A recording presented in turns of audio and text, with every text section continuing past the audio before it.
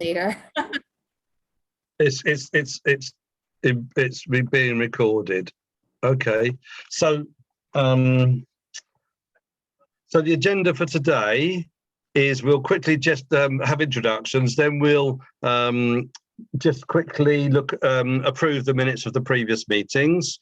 Then we'll have an introduction to the theme of the meeting, which is protection of green spaces.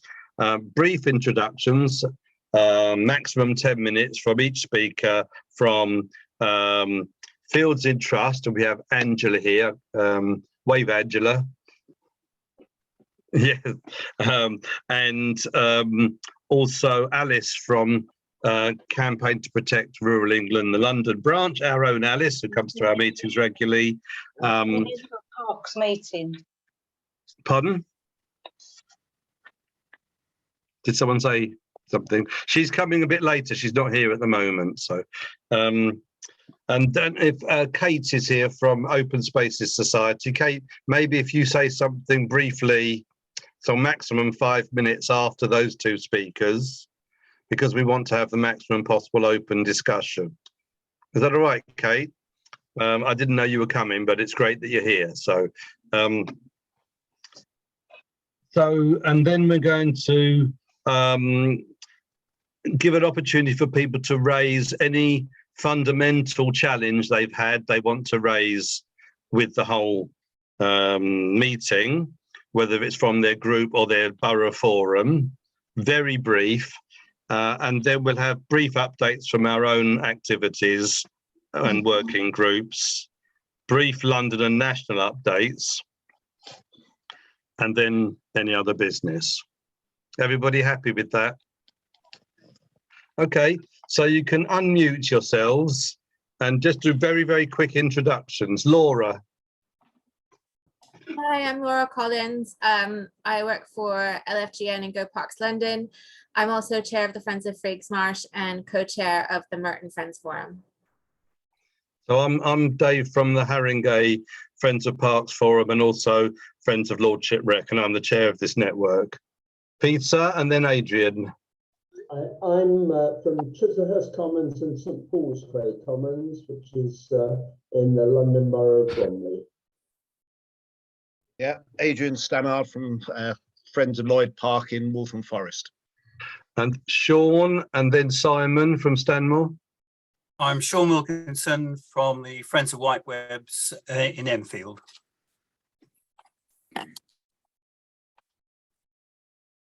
Simon, you're muted. Oh, yeah. Okay, yeah. I'm Simon Braben. I'm from the Harrow Parks Forum and chair of Friends of Stanmore Common. Great. Liz and then Phil. Hi, I'm Liz. I'm from Haringey. I am the chair of the Friends of Railway Fields, which is a nature reserve on Green Lanes. Hi everyone, my name is Phil. I'm representing a very small group called Save Greendale Astro. Now, I'm also a member of Friends of Greendale, but I've got to separate myself from that group, as this small group, we're taking a judicial review. We've just received permission to go forward. Okay. And so there we go. And the other people don't want to be associated with it because of their constitution. Okay, no problem. No doubt we'll give you a chance to speak in the discussion later on. Pat and then Anna. Pat Gross, Friends of Wandsworth Park. And you're involved with the forum for Wandsworth? The Wandsworth Forum as well, yes. Fantastic. Anna, and then Friends of Coronation Gardens. Hi, I'm Anna. I'm from Friends of Manor Park in Sutton. And I'm Charles Runcie. I'm chair of the Friends of Coronation Gardens, a small but perfectly formed gardens in Wandsworth. Okay, good. Evelyn, and then Colin, and then Larry. My name's Evelyn, and I'm one of the friends in Garfield Recreation Ground and Wandle Meadow Nature Park in Wimbledon. Fantastic. Hi, I'm standing in for Kelly, who was unable to come. No problem. Hi there, I'm Colin. I'm representing Heath Hands, so Hampstead Heath and nearby open spaces. Excellent.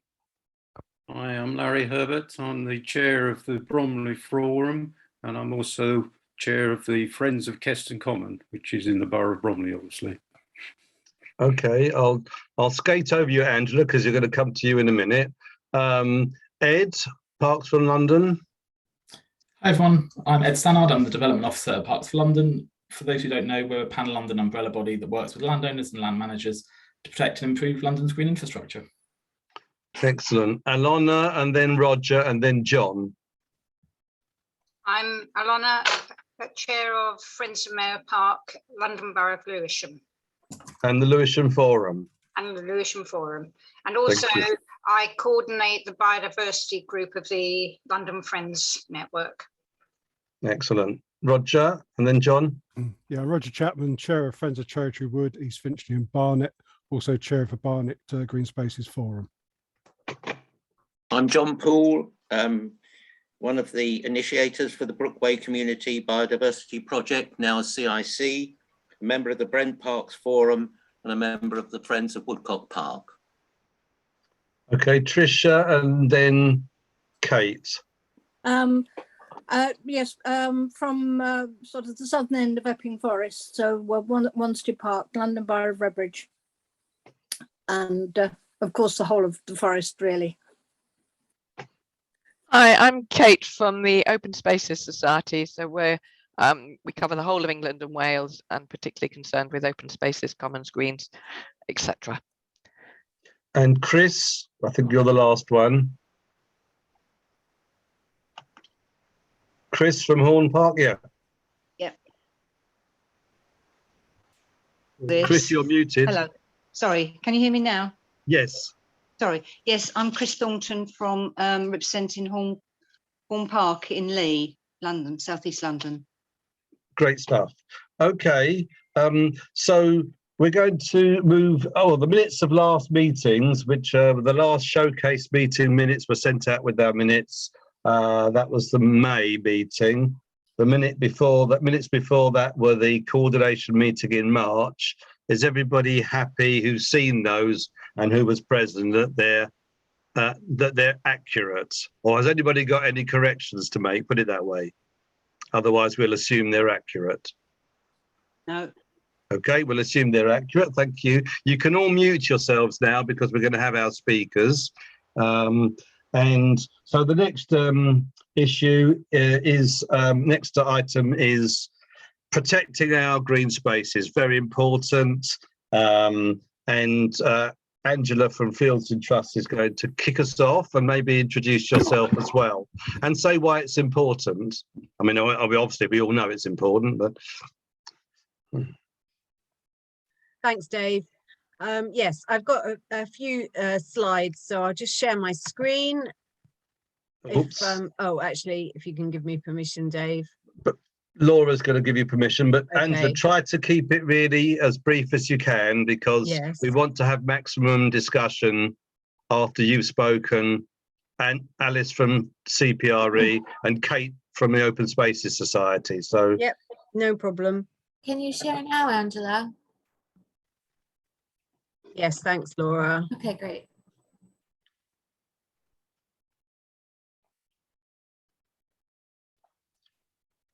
Oops. Okay, so thanks for inviting me. I'm the Senior Projects and Stewardship Manager at Fields in Trust, and we are a UK-wide charity. We've been around since 1925, and I've just done a very brief map there to show you. There's 165 protected spaces in Greater London. We work with local authorities and also central and devolved governments across the UK to support and champion and protect parks in perpetuity. Obviously, we all know over the last couple of years how valuable our green spaces are. If we didn't realise before, we certainly do now. But although it's a universal public service, it's not a statutory service, obviously, as you all know. and only 6% of our parks in the UK are legally protected with fields in trust. We feel, as I'm sure you do, that parks and green spaces are very much the hubs of their community and just provide so many benefits and so much value across a whole variety of agendas. But obviously, to keep being able to do that, they need to be protected, because the one thing a green space won't ever be again if it gets built on is a green space. So we work with local authorities, town and parish councils. It might surprise you that we do actually work with developers, and we've protected a small number of sites as part of housing developments. We lobby policymakers, and we also lobby elected representatives, but we do have some resources and support for friends of groups and clubs and other voluntary organisations as well. So the way we protect green space is through a legal document called a deed of dedication. It's very straightforward. It's only about, I think it's about 4 sides of A4. And very importantly, the land remains in the ownership of the landowner. So in most of your cases and your parks, that would be the local authority. We recognise that ownership and management is much better locally undertaken. So we try not to have anything to do with it other than provide a flexible but robust protection against non-recreational development, whether that's schools, supermarkets, housing, etc. The protection process is quite straightforward. We agree some objectives with the landowner. We've got a number now of local authorities that are protecting a large number of spaces, so we have an agreement with them, and we work together to negotiate the deeds, get them signed, and then the most important part of the protection process is that the resulting interest and restriction gets registered on the title deeds at the land registry. And then once a space is protected, then we very much see that as the beginning. And so we are responsible for stewardship and creating that legacy of the green space being protected. So we offer advice, support, and also guidance when landowners want to make improvements and changes to their space. We recognise that spaces don't stay exactly the same from the day they're protected forever. There are, things change, needs change, communities change. So we recognise that, and we very much try and be flexible in that respect. So I mentioned that some local authorities are protecting all their spaces. Liverpool City Council is the first one in the UK. They're protecting 100 spaces, and that means that all their residents are going to live within a 10-minute walk of a protected space, which is a fantastic legacy, and it would be great to see some of the local authorities in London doing something similar. We also run campaigns, and I'd really like to invite all of you to get involved in the UK's favourite parks this year, featuring my dog in the publicity. So you can nominate your local park through our website from today until the 5th of July. You just need to say why you think it's great and attach a photo. And then when nominations close on the 5th of July, voting will open for 6 weeks. And the park in England with the most votes will be the national favourite. And any parks that feature in the top 20%, when all the votes are counted, will be given the title local favourites. So again, it would be great to see some London parks featuring. And that's it. I've kept it brief, Dave. Hope that's okay. That was extremely concise. Thank you very much. We will have obviously questions and comments afterwards, and you get a chance to come back. But first of all, we'll hear the other 2 speakers. So sure. Alice, We're trying to keep the speakers concise, and then Kate Ashbrook from the Open Spaces Society will also come in for a few minutes, and then we'll have a general discussion for about half an hour or questions or whatever. So Alice, over to you. You're muted, by the way.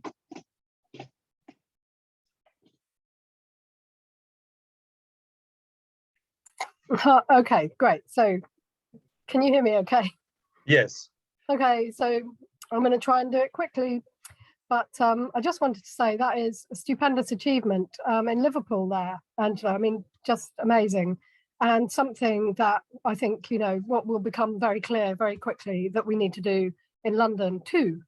But I think that the way we've been approaching protections in CPRE London is really not just about fighting, you know, threats when they arise. We've been trying to get on the front foot for a long time, and obviously Fields in Trust is very much one of those things that we can do collectively. But I think maybe we need to, you know, we need to be a bit more ambitious and work with the boroughs to do what Liverpool are doing too. So we have this kind of 5 steps for London with green space for all. So I'm going to go through those quickly and then go over some of the threats that are rising in London at the moment. So we are promoting making parks from streets, and that's because there are parts of London where there just isn't enough green space. I mean, there is a lot of London where there's not enough green space. This is Alfred Place in Camden, which has just been made into a park. It's not difficult. You can retain access for vehicles that are needed to utilities, emergency. It just takes the political will to do it. We've got a campaign called 10 New Parks, which is about spaces which are being left to dereliction, basically. And we all know that the cycle of decline, that where sites are left to be derelict or neglected, and often deliberately so, that, you know, 5 years down the line, we see the planning application and then it's gone. So we have this 10 New Parks, which is targeted around sites which are neglected or have become derelict, or which have in fact been fenced off. So here's some pictures of some sites, really big sites, and in areas of London which really need green space. I mean, East London boroughs, which are really very deprived areas, huge spaces. So yeah, so I could talk about them all for ages, but we really need those. You know, we're campaigning for those to become parks, basically, to be brought back into use. They're completely not being used at all. We obviously have the Go Parks London campaign, which is about actively promoting more use of the parks we already have, and this is important, partly in the context of a lot of people just not knowing about what we have. And I've put 2 pictures there of parks which, you know, maybe you don't know about. There's a Boulder Park in East London, in Fairlop Waters Country Park. It's free. And there's the Ruislip Lido. What an amazing place. But just because they're amazing like this doesn't mean that, you know, there are sites like, for example, there was a recreation ground in Harrow which wasn't being really used very much that we discovered recently, and they've started created a woodland and meadow habitat there recently. So they've kind of done something with a place which is just not been doing much, and that's fantastic. Not just because it's fantastic, but because it reduces the prospect of it coming under threat in future. So that's Go Parks London. Go Parks is really about promoting what we've got and encouraging friends groups to promote what they've got, working with boroughs and councils, and anybody who doesn't know about it we'll go. I'm going to skip through that because we don't have time, but that's the promotions. So we do lots of promoting with lots of nice pictures, and Laura obviously runs that more or less. So and then LFGN. So the friends groups are incredibly important to protections because they help to improve the parks we already have. And we need to grow and develop that movement. We need to stop, number 5, stop building on our precious parks and green spaces. This is the worst case I've ever seen. This is Shoreditch Park in inner London, central London, a park in a place where there's not enough green space by a very long stretch, and the council gave itself permission to build on what you can see is the grey courts to the right of the big bit in the centre. And that's now, as you can see to the right, a big leisure centre which they put on the park. So the threats that currently exist, this is the top ones. Obviously we have 50. We've just published our threats to green spaces in London. called Forever Green, if you want to look up that report. This is just the flavour of some of the worst. Victoria Tower Gardens, historic park, it's a royal park. This is what's proposed there. The London Gardens Trust is currently in court proceedings over that. This is West Ham Park in Newham, where the City of London, who own the park, are trying to get permission to build on it.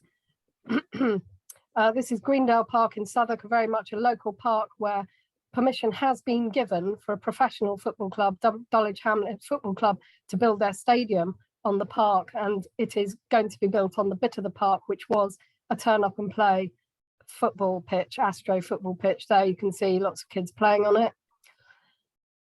And those that we think court proceedings are about to be issued there, but it's not clear what's going on there at the moment for various reasons. This is Warren Farm in Ealing, which the Ealing Council gave to QPR some time ago on a 200-year lease for no money. QPR finally pulled out under pressure from local campaigners, but it remains under threat to this day. It doesn't have, if local campaigners are campaigning for local nature reserve status, it doesn't have that status yet, and we still don't know what's going to happen with Warren Farm.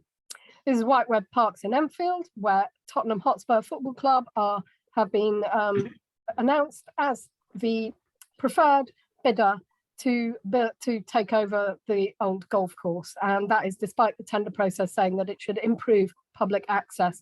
They want to build their women's training centre on it, which will of course mean no access at all.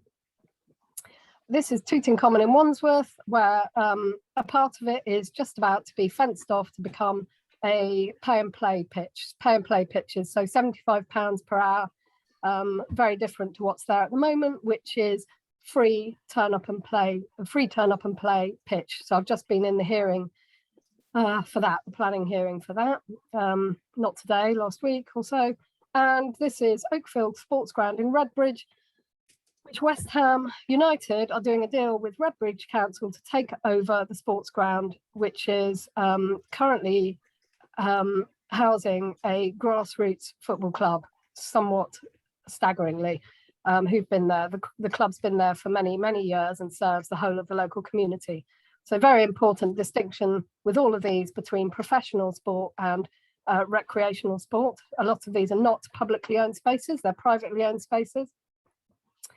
And finally, where I've been today, I've been at the Wimbledon qualifiers today, snooping around. And of course, Wimbledon Tennis Club, the All England Lawn Tennis Club, have bought the neighbouring park and are wanting to take over the golf course bit, which is actually covenanted for public recreation and not professional sports. So it cannot be used for commercial use.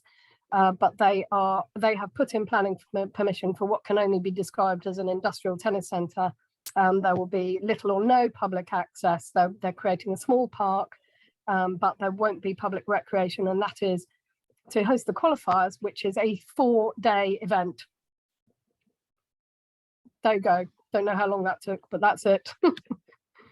Well, that's a very sobering kind of roundup of threats, and these are just examples. Obviously there's many, maybe more smaller examples, but with the similar threats as well. So Kate, do you want to come in and explain what you do and what groups can do? Well, thanks very much, Dave. I wasn't expecting to be invited to speak, so thanks for that opportunity.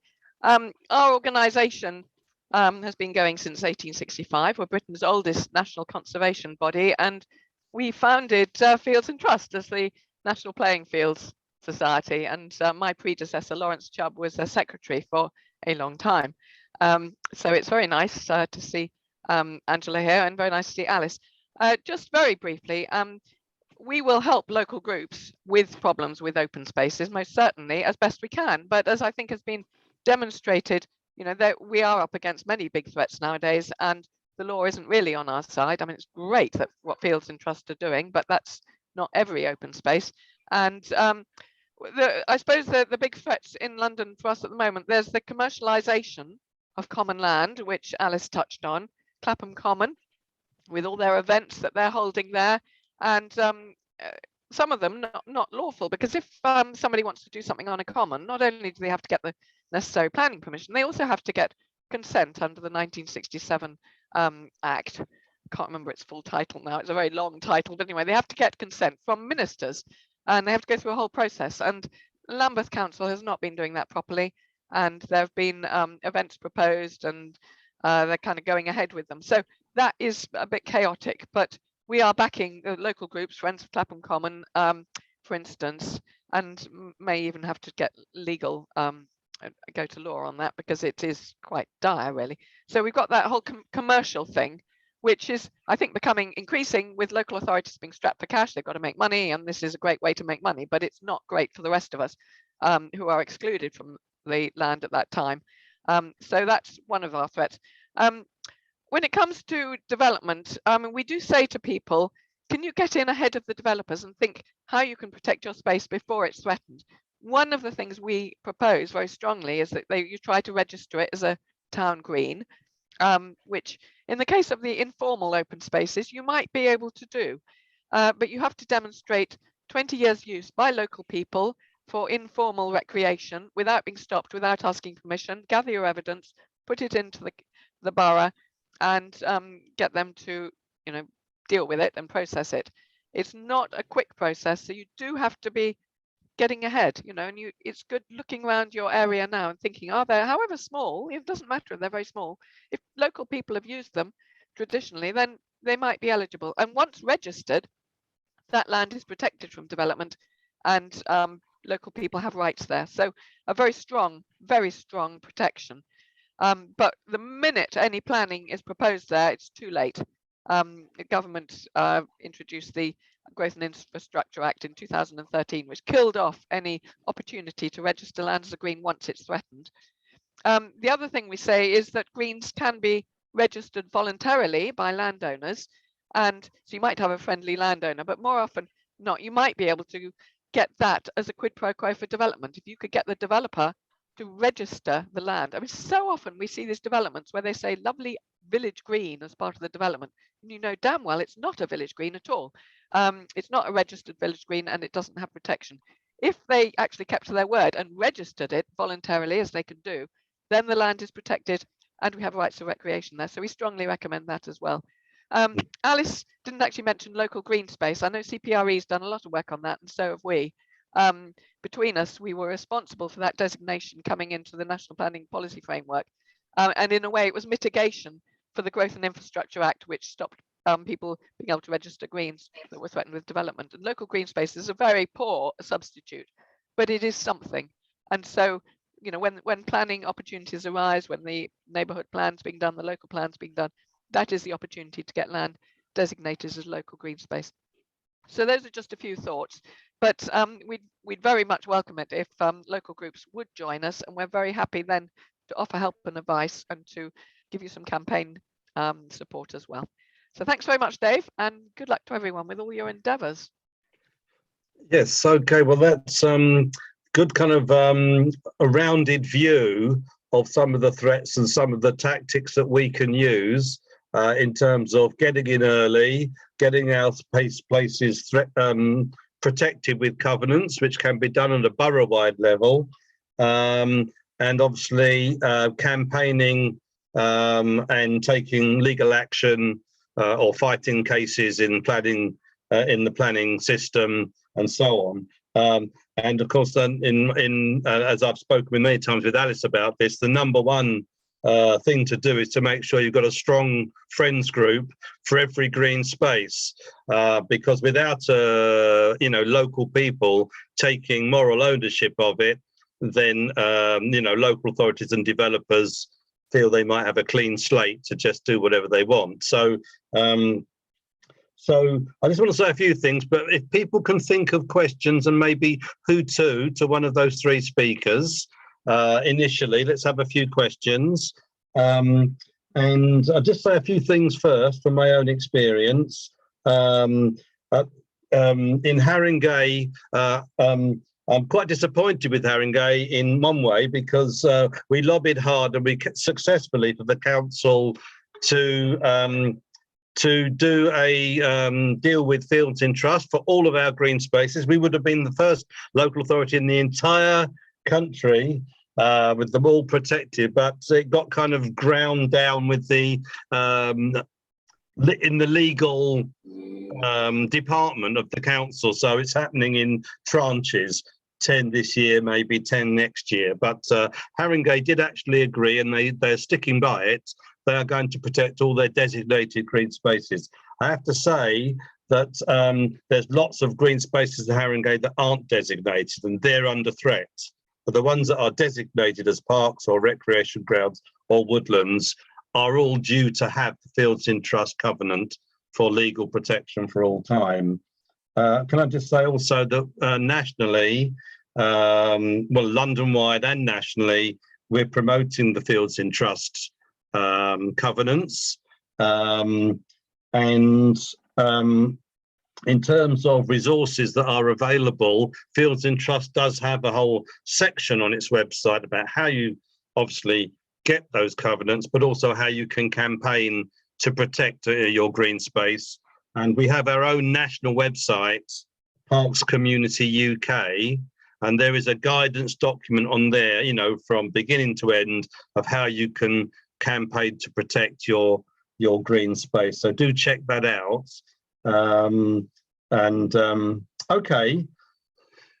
So anybody, you'll have to make sure your video's on and wave your hand wildly, and then you get to ask a question. If we have questions first, and then just sort of general points, when we come to the general points, it'll be good to have positives about how people have campaigned and how they successfully defended their green space. That'd be really good. But keep it brief, everybody, because we haven't got a lot of time. So I think Ed raised his hand first, and then I think it was Evelyn, then Roger, then Roger Chapman, then Roger Jones. So I think. Okay, so could you write that down, Laura, and keep us to the order? So it's Ed first, Evelyn, and then Roger, and then I didn't hear the fourth person. Roger Jones is the fourth. Oh, okay. Ed. Sorry, I was muted. 2 years of this and I'm still not used to it. Alice, if we have an idea of a neglected and forgotten space that could have potential for this, how do we flag it, or what's the potential next step? Well, you can tell me about it, but what we need is local groups campaigning to bring it back into use, basically. We do have those in all of the sites that we have for our 10 new parks, but there are, some of those big sites up the River Roding, for example, it's one man trying to, do the entire job, and he can't do it alone. So I don't know, where we go with that. I guess we need capacity, but yeah, if you have sites that you know about, certainly let me know. I'd really be interested. But then from that point on, we need the local community to start to get involved. It's easier in some places than others. Brilliant. I'll drop you a line with the space near me. Okay. Who was next, Laura? Was it Roger? Evelyn. Oh, Evelyn and then Roger. I only want to know what organisation Kate represents, Kate Ashbrook represents, because I can't see the whole organisation on her. That's what Open Spaces Society. Okay. And they've got a very good website with lots of information, guidance, and so on. And you need to become a member, I think, Kate. If you correct me if I'm wrong. If you want legal advice, because obviously they have only a certain amount of capacity, and there's so many issues. So you have to become a member, then you can get dedicated legal advice. I think you've got a rep in London, haven't you, who coordinates your work in London? Well, he doesn't cover the whole of London. He does Wandsworth and Lambeth, which are pretty active. Jeremy Klein, and we do have, but we do have other members we can call on. But we can help. We're based in Henley, but we're not that far away, and certainly help. Okay. Thank you. Roger, I think next. Roger Chapman. Yeah. Thanks, Dave. Yeah, just really for Angela's information, just to let you know that as part of the incoming new Labour administration in Barnet, they did put a manifesto commitment to put all their green spaces through the trust process. So we're Fields in Trust Protection. Protection, yeah. So we're looking to press them to make sure they do that and don't renege on it. Excellent. Who was next? I can't see you. I think Angela wanted to respond. Oh, go on, Angela. Oh, I was just going to say that's great news. Thanks, Roger. So yeah, look forward to hearing more. And if you can put anyone in touch with me that can take that forward, that would be great. Will do. Yep. Okay. And I know that when we negotiated with Haringey and Fields in Trust had discussions about how to do it in one great big lump, if you like, which hopefully would save on legal fees. There's a certain amount of legal administration that's needed. So, okay. Another show of hands then. I think is it Suzanne? Roger Jones and Roger then Jones and then Suzanne. Yeah. Okay. Hi, everybody. First of all, apologies for joining late. Technical problems this end. I don't know whether Alice covered the issues we've got in West Ham Park in her. She did. She did. And did she cover the latest update from last week? No. No. Okay. Very briefly, last week we met City of London authorities. They set out their position as they want to go forward. Basically, they've said their decision to sell the land, 1.5 acres for development, is a done deal. They're not consulting on it. They're not prepared to talk about it. They will have a consultation on the development on the site. And for the other 1.5 acres, they want to hold a full public consultation on a master plan or an updated master plan for West Ham Park. We're still considering our position on how we handle all of that. Obviously, it's quite a need to move on their part, because if we refuse to help them develop a master plan because of the development, we look as if we're just sort of just taking our ball home. But if we do help, we can be seen to, in effect, be endorsing the development of the other 1.5 acres. So a neat move, but quite, we're still thinking about how we handle that, and we'll talk to Alice about it separately. My final question is whether you've covered the Shrewsbury case that's going to the Supreme Court in December. Go on then, mention it briefly. And the Shrewsbury case is a development, again, on an open space in Shrewsbury of residential development on a park site without public consultation. The group there has successfully gone through the legal process to get this to the Supreme Court. And that's scheduled, as I understand it, for a hearing in December. I think Alice will certainly know something about it, because I think CPRE have been heavily involved in advice and so on behind them. Okay, go on, Alice, go on. Sorry, Shropshire versus Day. I think Kate will probably know more about it. It might have relevance to some cases, but not all. But we're certainly keeping an eye on it. Okay. But West Ham is obviously that's really bad news. But it just goes to show how much we're facing in the way of really big threats from people with really big money at the moment in London.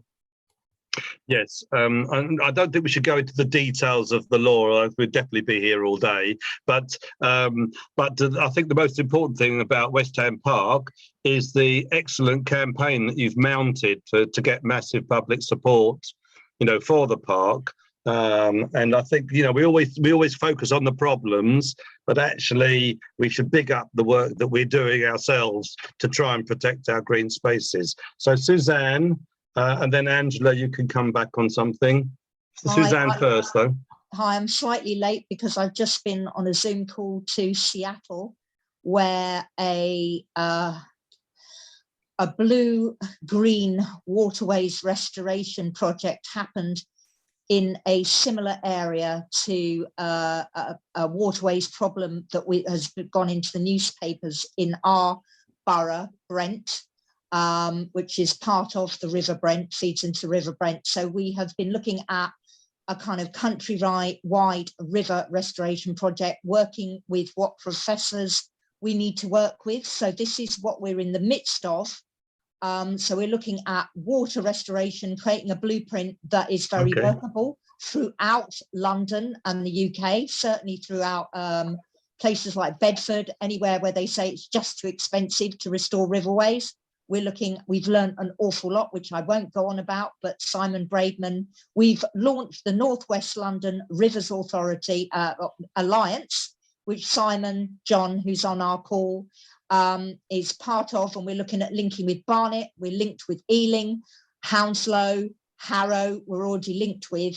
So we're looking at making it 5 to 6 boroughs, all working on restoring and protecting our rivers. 2 fields in trust. We've had a breakthrough with a different parks and assets management team, part of a recreation ground project that's been 10 years in the making.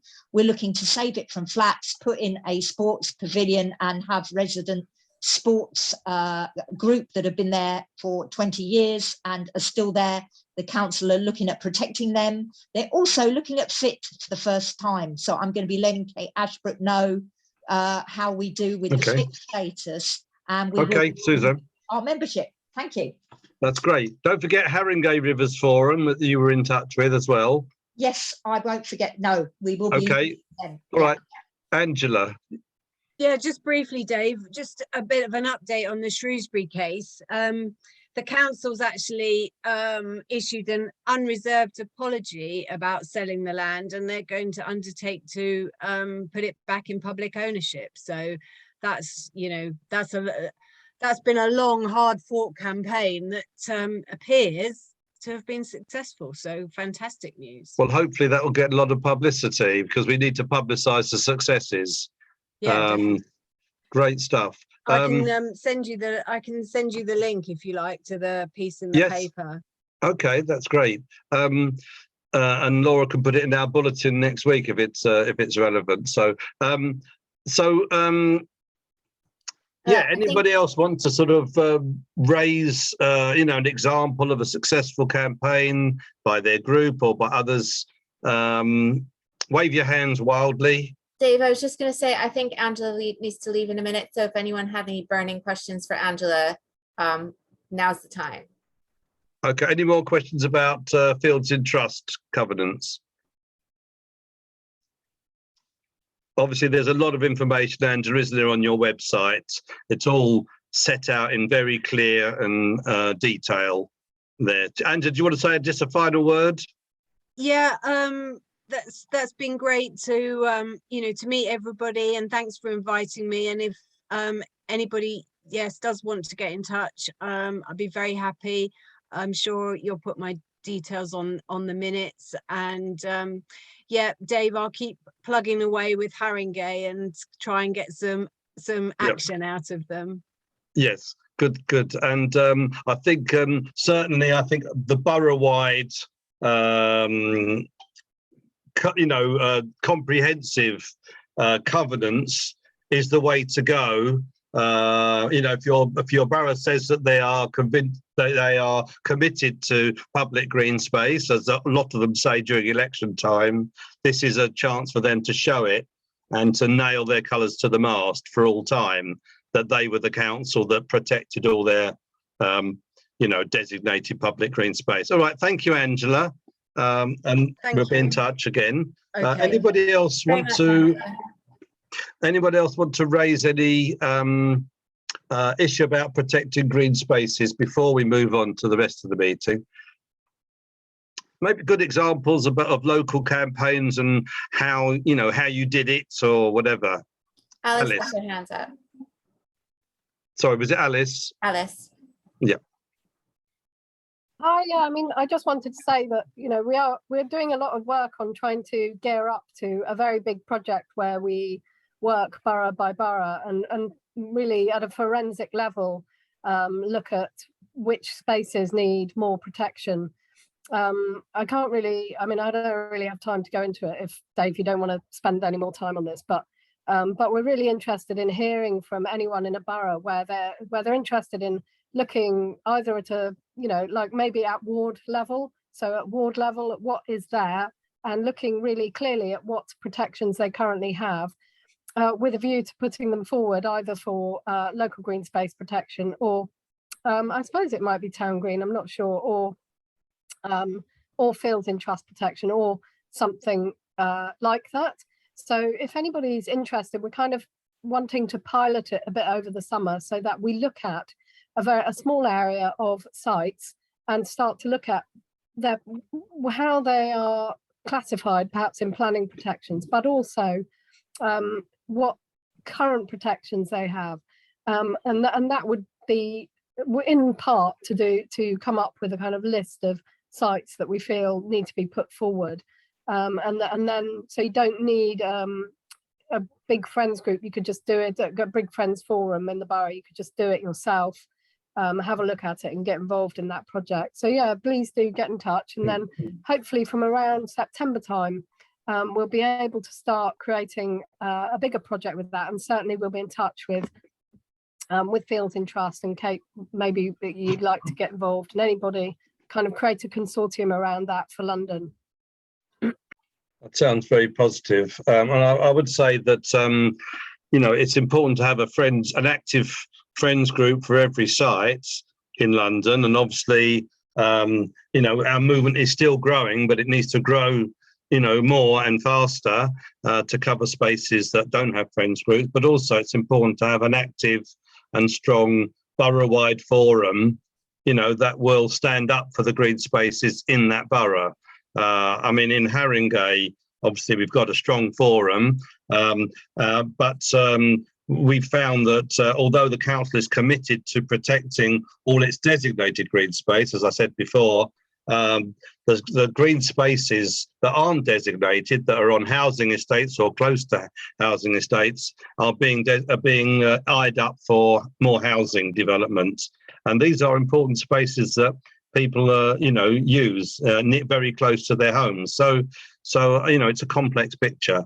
Anybody who hasn't spoken want to raise any final thoughts on this subject? I think we do need to revisit it, and maybe Alice, your kind of forensic London-wide kind of approach, we could discuss at a later meeting. Pat from Wandsworth.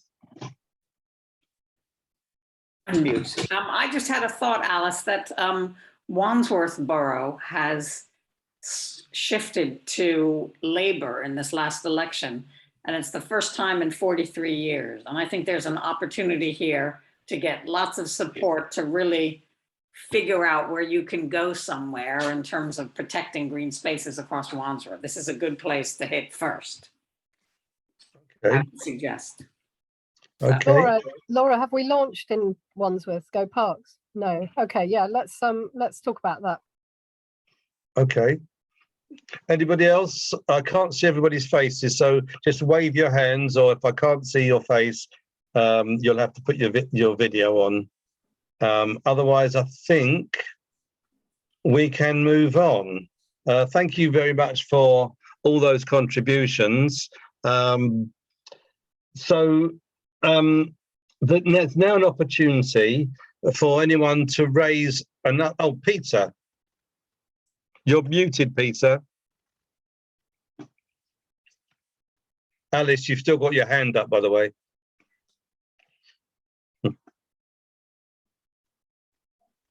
Peter.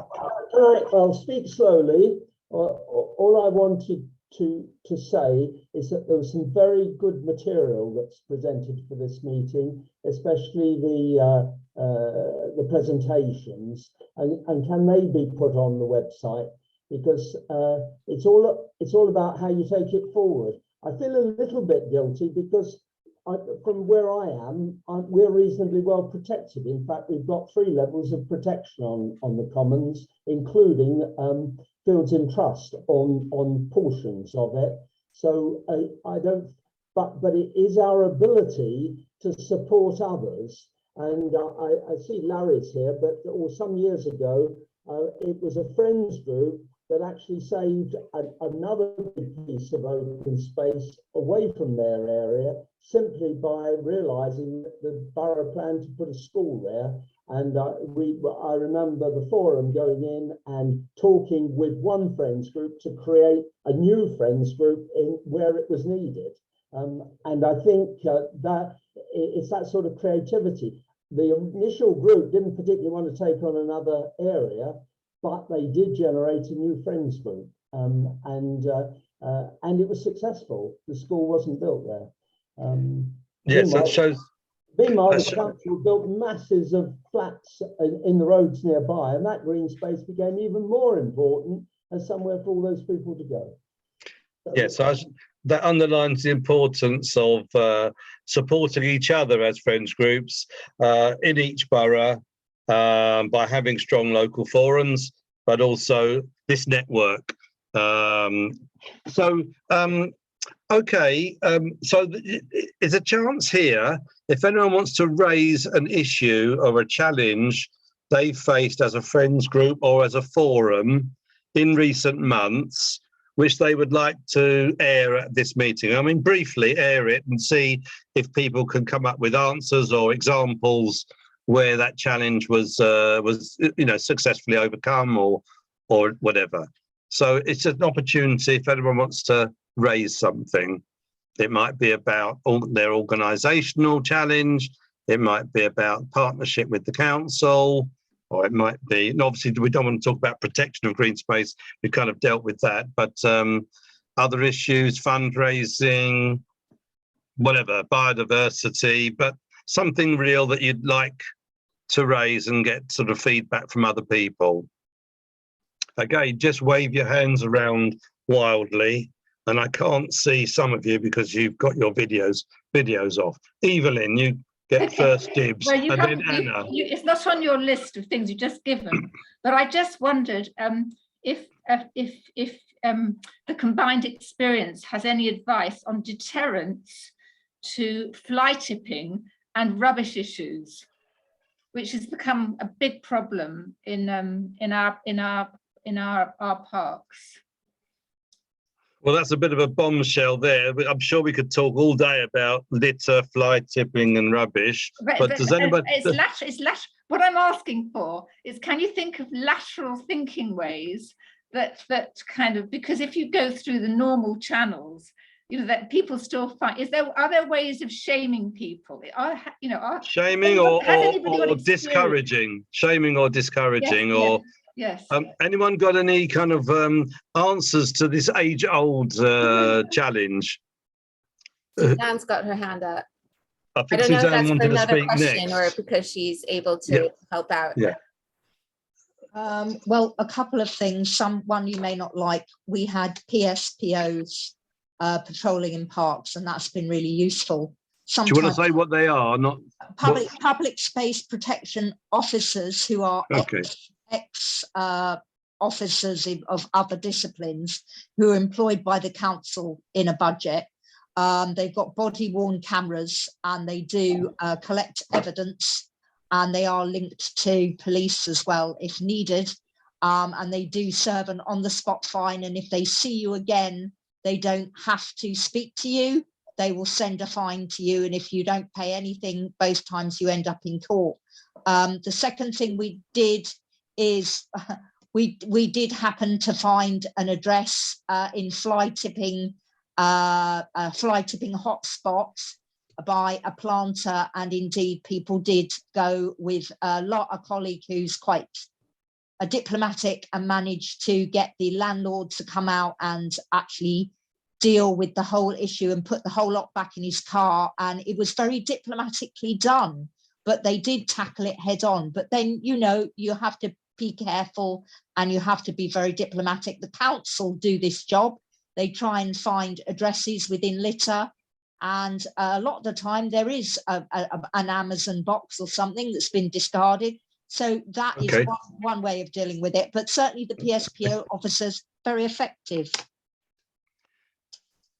Okay. Just say those initials again, it comes fast. Public space protection officers. Yes, and there is such a thing as a public space protection order as well, but these are officers, and most councils should be able to have them.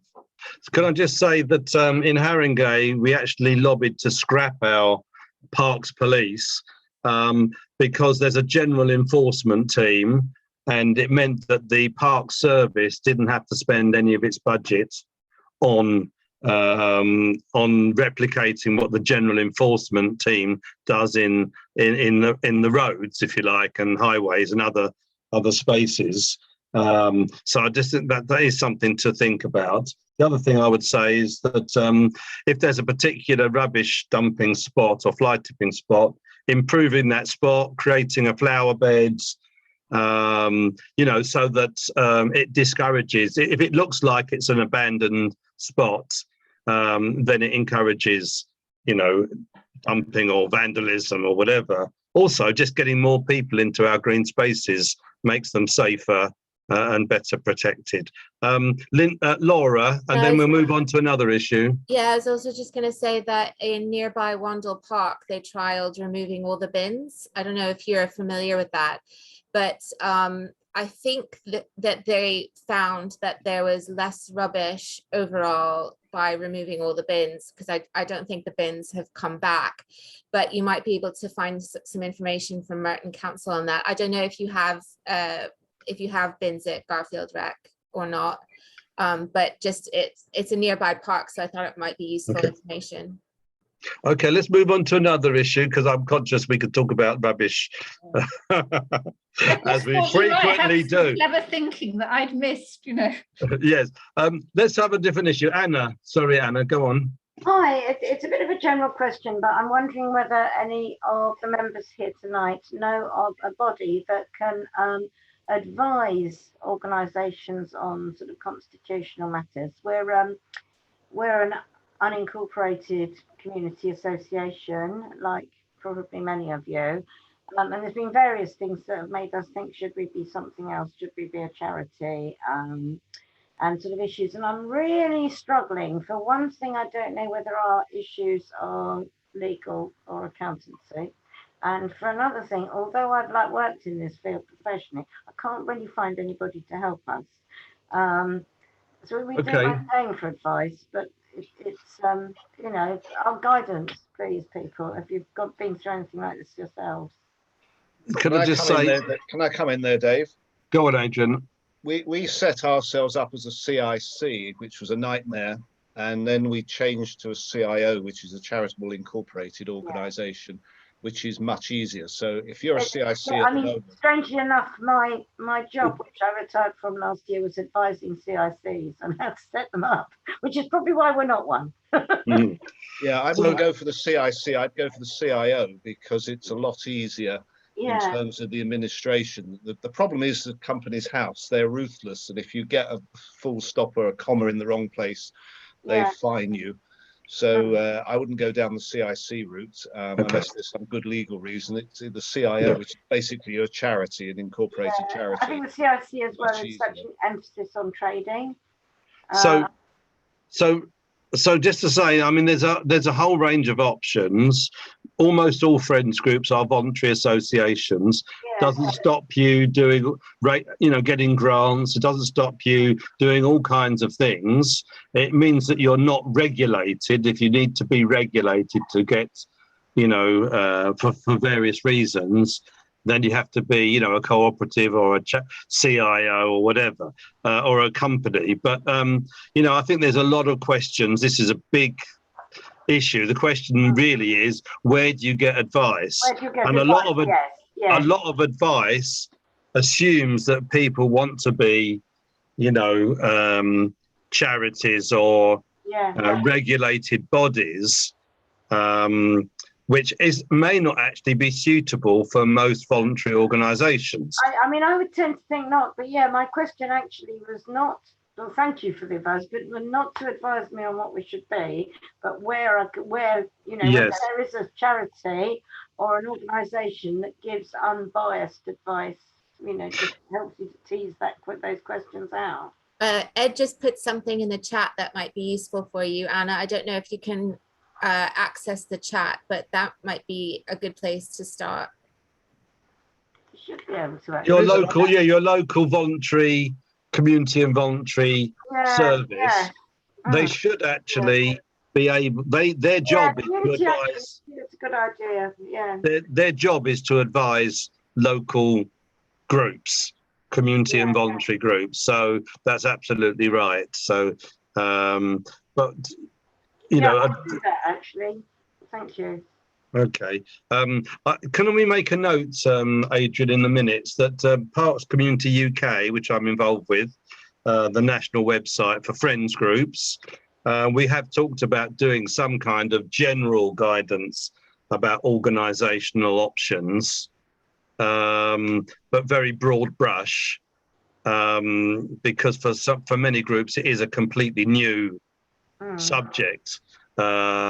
So maybe we should take that up when we get a spare moment, as we're all volunteers. So if you can put that in as well. Okay, anybody else want to raise a different issue from their group or their forum? Pat has her hand up. Hi, I just had a couple of quick questions. Dave, can you just clarify? I want the clarification on the Parks Police versus an enforcement team. How does that work? God, blimey. I'm not the world's expert on this, but I know that the Parks Police, which is probably similar to what Suzanne's talking about, the point was that their budget, the payment for them came out of the Park Service budget, right? And the Park Service was cutting its workforce, and we argued that they should scrap the Parks Police and employ more grounds people, which is people that are dedicated and in parks every day. So that was the debate at that time. That was in 2006. But there is a general enforcement team, as Liz will know from Haringey here, and part of their remit is also to deal with enforcement issues in parks. So that's what we've got in Brent. We use the PSPOs are the general enforcement team. We have. But you said that they're public service. Yes, they do. So public parks. No, they do streets. No, they're public. They do. I'm not park service. No, I'm public service. Yes, they're not paid. Okay, sorry, yeah. Sorry, just to let you know. So that's fair enough. So every borough has probably got an enforcement team of some kind. Okay, so thank you. Sorry, that was my misunderstanding. I thought you were talking about a team that was just dedicated to parks. Okay, any other issues anyone wants to raise? I have two other issues. Pat, go on, Pat. One is dog issues, dog cleaning. It's a real problem that everybody's raising. Does anybody have any suggestions on what one can do to get people to be responsible dog owners? And my other question is the actual contractual enforcement of maintenance and management teams. So what's the second one? What's the question? It's about what are the ways to get the council or the council to enforce contractual obligations by park maintenance and park managers. Okay, that's where they've outsourced to a company to manage their green spaces. Okay, to the first one, has anyone got the answer to how to encourage responsible dog ownership or walking, caring or whatever? It's not the dog's fault, is it? So I think there's been a general move over the last 10, 15 years, to encourage responsible dog usage in public green spaces. And I think the situation has improved from 15, 20 years ago, but I'm sure it could improve a lot more. Laura, you've got your hand up. Yeah, I've been a dog owner for 4 years. So I've had my dog since before the pandemic. And definitely, I think that I see more dog owners now leaving dog mess than they did before the pandemic. I think a lot of people got a dog over the pandemic and maybe didn't think everything through.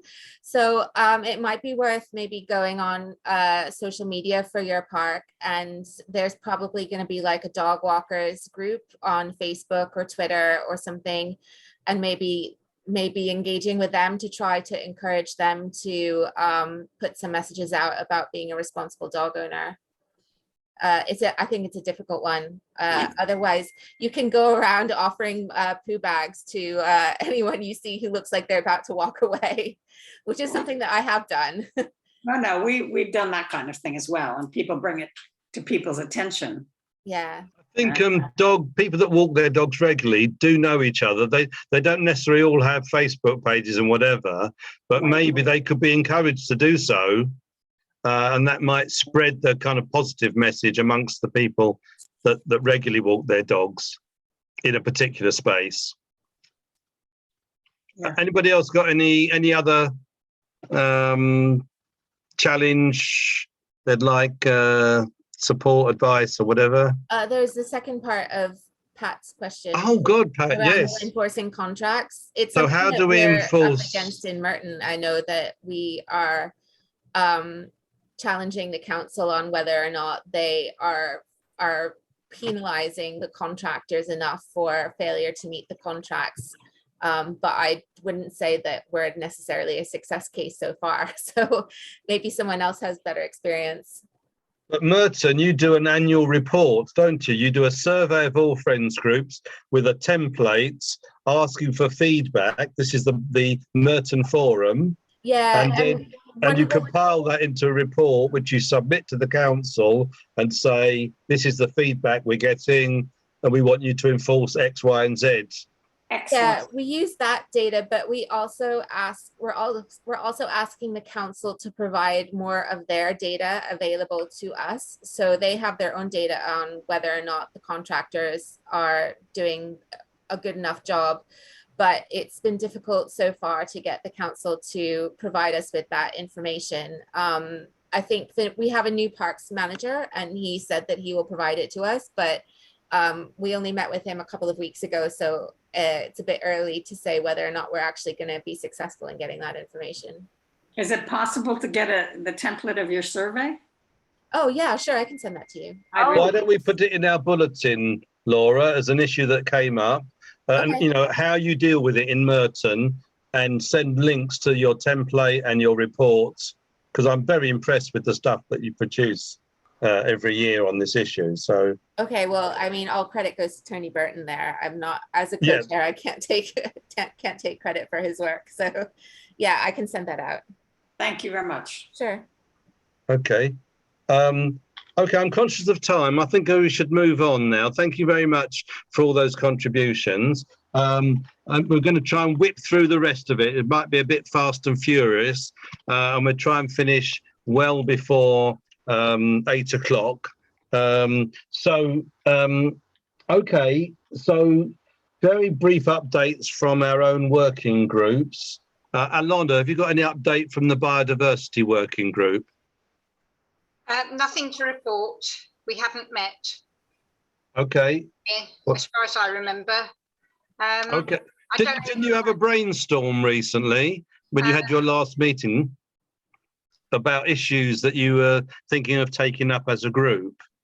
Do you remember? I can't find my notes. Do you want to? Simon, have you got anything to? Do you recall anything? Should we just add the notes in our next bulletin? Do you want to liaise with Laura? Okay.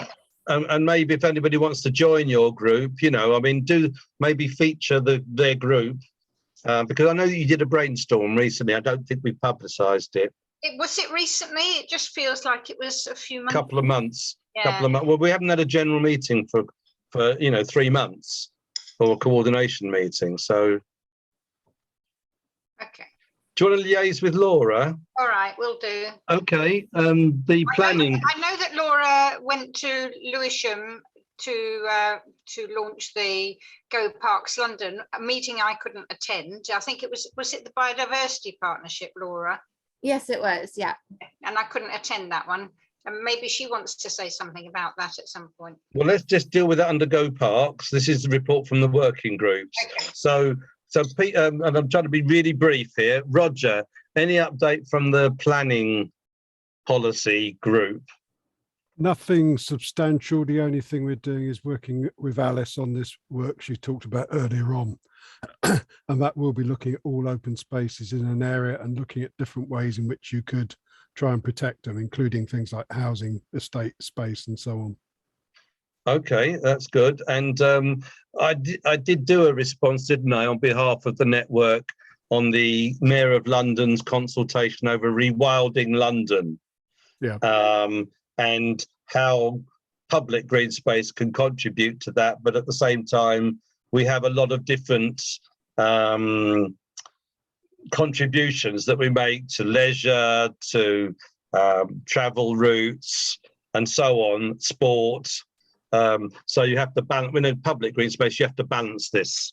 It's not just a question of, oh, there's a green space there, just plant 1,000 trees in it, you know. So anyway, I think, Laura, I'm not sure if that response got put in one of our bulletins, but that's something you can consider for your next bulletin if it didn't go out in a previous one. A link to the response that we sent as a network to the Mayor of London on rewilding, which is a growing issue. So anybody here from the events working group? No, it's defunct, unfortunately. Ed from Clapham Common, who was running it, had to step back for various commitments, work commitments and study commitments and things. So he's not able to run it anymore, and nobody's come forward to take his place. Does anybody want to get involved with that group and want to sort of maybe, there's a lot of goodwill there and a lot of information, but the person that was coordinated it for personal reasons couldn't carry on. It's a shame to lose all that effort. I mean, maybe we should discuss it at our next meeting, unless there's someone here that would like to, talk to Laura about that issue and whether we can keep that group going. It's about really commercial events and inappropriate events, or very large events that are not appropriate, and how we can support each other in challenging those things. Okay, well, if you are interested in that group and reviving that group, speak to Laura, okay? I'm going to move on. Laura, is there anything you want to say about your work that you do? You do the regular bulletins every month, Our Patch. Yeah, so the next Our Patch goes out on Thursday. If there's anything you think that would be useful for all the friends groups on our list to hear, please let me know, and hopefully I can put that in. Also, we're quite active on social media. I think we're like maybe near 200 friends groups or something on Facebook, which is great. I can see that there's lots of interesting chat going on there, which is really interesting and helpful for friends groups.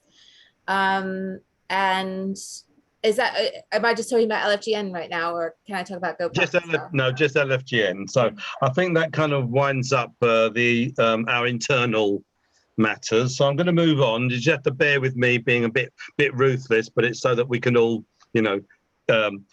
finish the meeting and go about our daily lives. So the next thing is updates from London and national organisations. So I'll just quickly, obviously we've heard from 3 already that are present, but Parks for London, do you just want to give us any very brief update? I think he had to leave. Oh, Ed Stannard's left. Okay. You can note, though, that we did do a joint statement around the elections, Parks for London and the London Friends of Green Spaces Network, calling on people to lobby. I think that might have been before our last meeting, wasn't it, Laura? Hold on, Liz, just hold on a second. Laura, did you want to say? He's put some updates in the chat if you want to see. Oh, okay. Well, that was all I was going to say. Okay. Okay, thanks, Liz. Well spotted. I can't do that and facilitate the meeting. So if we can cut and paste the relevant bits of that into the minutes, but we'll save the chat. And Adrian, if you can't fit it all in, I'll, add it when we go through the draft. So okay. Go Parks, very briefly, anything else to say about Go Parks? Yeah, so we're active in 15 boroughs now, which is really exciting. We recently added Lewisham and Barnet. We have some events coming up. It was great to see Anna here because we did an event in Sutton. Yeah, hi Anna. An event in Sutton over the weekend, which went really well. I think people were really interested and asked lots of really exciting questions, which I thought was really lovely to see. So thank you so much for taking part in that, Anna. We really valued your input. Really good feedback, and yeah, I was blown away. It was really good. Yeah. And we've got events in Barnet in July, and Newham in July, and Kingston in September. And I've got a lead for launching in Southwark Council, hopefully, so maybe that will happen soon. And Pat, I'll be in touch about Wandsworth as well. So yeah, lots of exciting stuff. And I think everyone here knows about Go Parks, but if you don't and you want to learn more, then just message me in the chat and I will get back to you.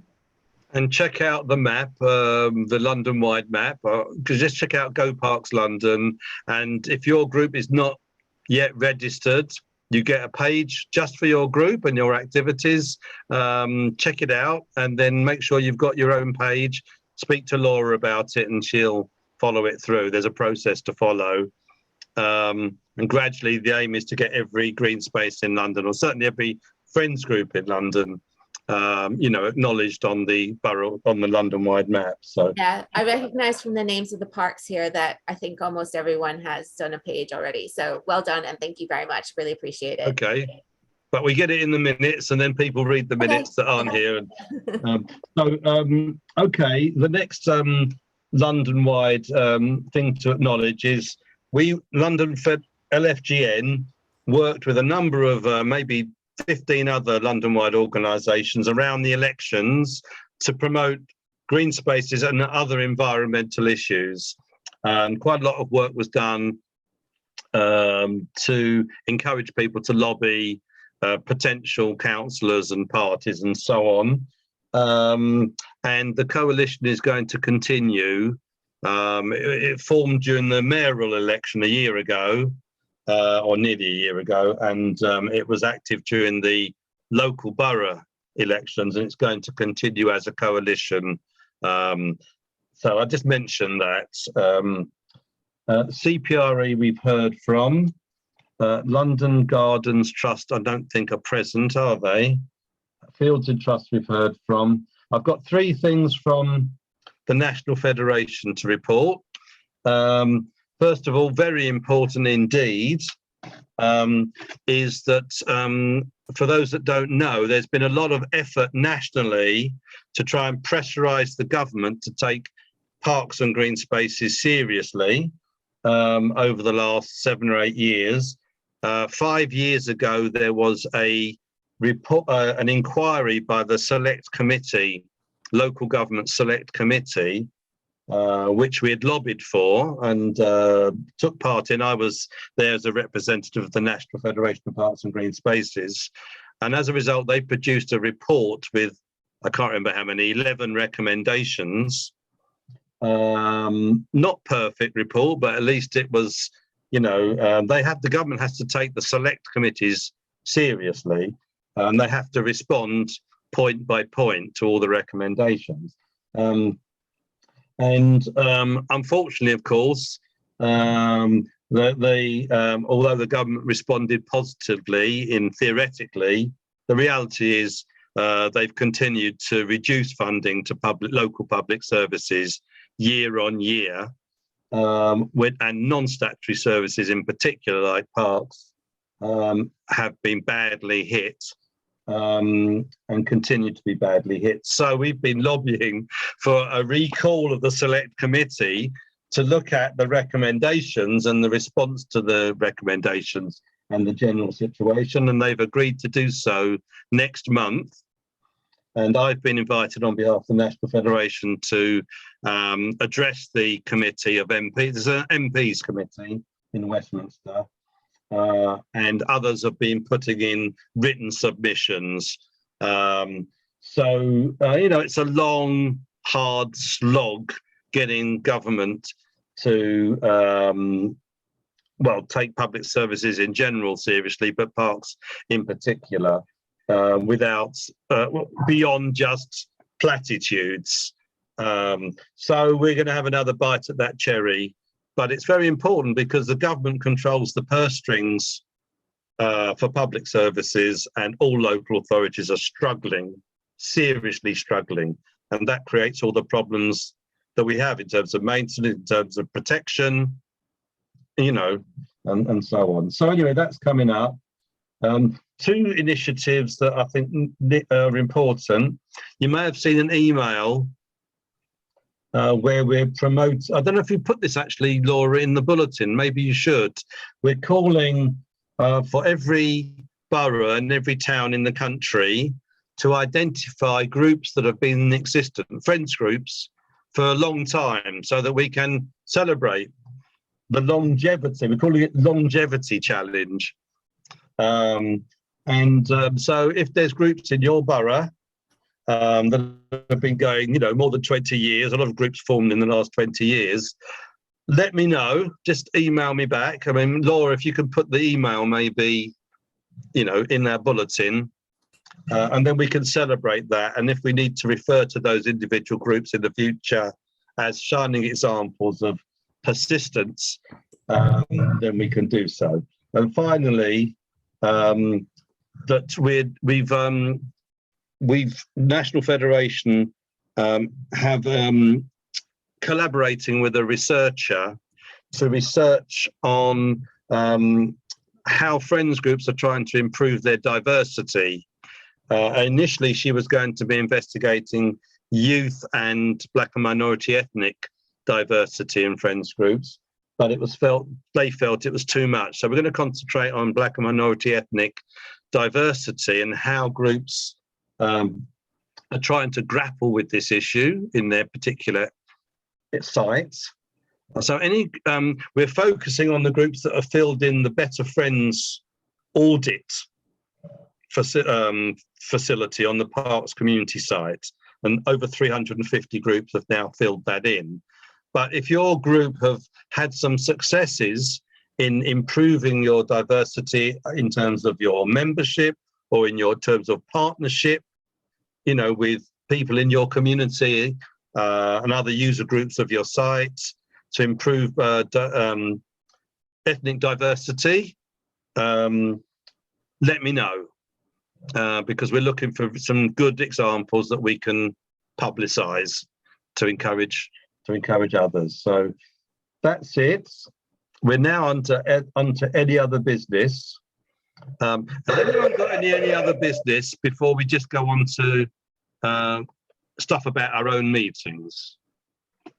And then we're going to wind up. Anyone got any really important matter that hasn't been raised that they want to? Okay, so 3 things about our coming meetings. First of all, someone has suggested that we go back to face-to-face meetings, well, particularly for the general meetings, maybe. So we've got 3 different types of meetings: alternate showcase meetings, coordination meetings that just deal with strategic matters, and these general meetings, which is a collective discussion and then reports. Does anyone have any view about whether the general meetings should return to face-to-face, or do people like Zoom? I mean, obviously, if you're here, you like Zoom and you're comfortable with it, but there's other people who maybe don't like Zoom meetings. Anyone got any thoughts on the subject? Where do you propose holding them? Well, if we agree in principle, we would have to find a place in central London again. Because that's no longer available, is it, City Hall? No. I mean, if people don't have any views, we can just make decisions as our kind of, you know, the core group of the network will just make a decision. Anna? I do think that the in-person meetings, and maybe not all of them, because I'm thinking, oh yeah, I want in-person meetings, but I probably wouldn't have been able to come if tonight's had been an in-person meeting. You know, I could just sneak upstairs in my house. It's easy, but you know, it's the networking and getting to know people, and you can't substitute for that. You can't do it on Zoom. You know. Roger, what do you think? And then Pat. And I agree on the networking point. I mean, I think Zoom meetings work best when people roughly know each other. I think a Zoom meeting between a group of strangers is really quite hard. So I think you know, the occasional one possibly to build your network and keep networking. But personally, I think we found in our own meetings in Friends of West Ham Park that Zoom increases attendance quite significantly compared with face-to-face. So I think it's a hard balance to draw. So I would stick with Zoom for a lot of things, but maybe have 2 or 3 a year that are face-to-face. For those who can make it into central London, obviously it's a trek, both in terms of financial commitment, but also a time commitment. Pat, and then Suzanne. I think the Zoom makes it a lot easier, which is the point that he just made. But I also think that if it's possible to occasionally do the ones in person, but have the Zoom available for people that can't make it, because you might increase visibility. I understand the interacting and the networking component, but so many of us are so busy and doing so many different things. I mean, this is like my 4th or 5th meeting in the last week and Monday today. And I can't be running around. This is making a big difference time-wise. Okay, Suzanne. Combination of the two is my suggestion. Yeah, I think we're getting some consensus here. That's exactly what I was going to say. The only thing I've seen, I've been in hybrid meetings with the library campaign, and that's worked really well. The main committee are in the library.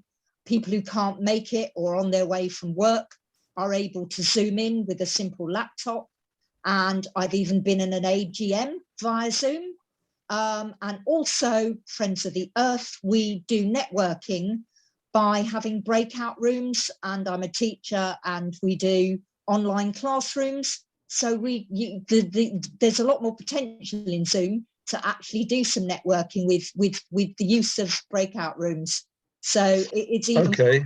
I'm just saying you can do a lot more with Zoom than all of us just this flat format. So, but I do. Why don't we schedule the next general meeting as a face-to-face meeting with a Zoom option? In principle, if we go for that and see how it works. I think we've all become very spoiled with Zoom. It is much easier to attend on Zoom, but it's not everyone's cup of tea. But also, I think it depends on what level you're meeting. If it's your local park, I know that in my local group, we've abandoned Zoom, borough-wide meetings even, we've gone back to face-to-face, and the attendance is holding up. But certainly London-wide, it's a much bigger commitment to travel into central London and back again in the evening. I can see, we're a London-wide group, so I can see that. Will people be happy if the next general meeting we try to find a venue in central London and have a Zoom option and see how it goes? Yeah, Peter, you're waving. Does that mean you agree? I can't hear you. I was agreeing. I think we need to test it because I think that I agree with what everybody else has said. Really, okay. I'm going to take that as the consensus then. Yes. So the next item, the next issue is how regular these meetings should be. We've got effectively we're meeting every 6 weeks, which actually is considering we're a London-wide body, I think that's quite a commitment.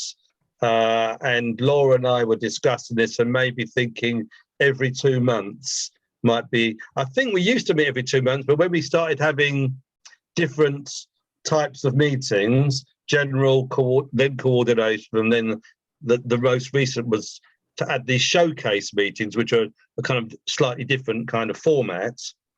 Would people be happy if we only met every 2 months?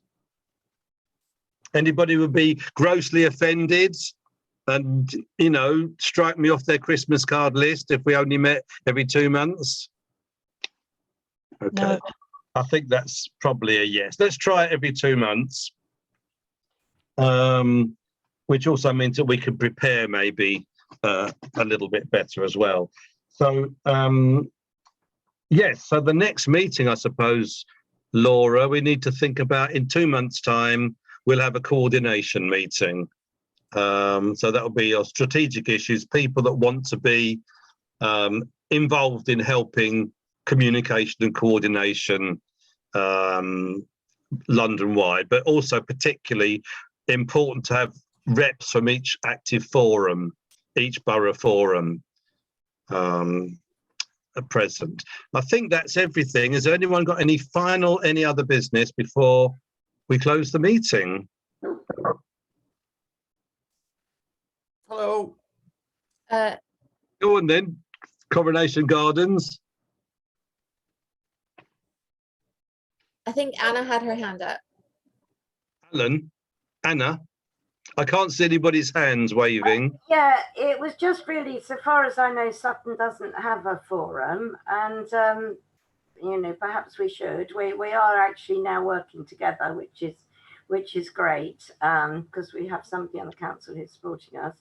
But you know, if we were to start a forum, can I have some, not within this meeting, but some instructions about how to go about that?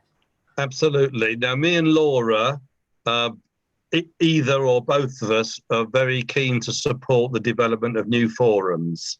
And I've been to lots of meetings around London of new forums to help give advice and encouragement. And Laura's more recently started doing that as well. So do you want to email me and Laura? I don't know if you've got Laura's details. I've got both of your details, so I can put you in touch with each other.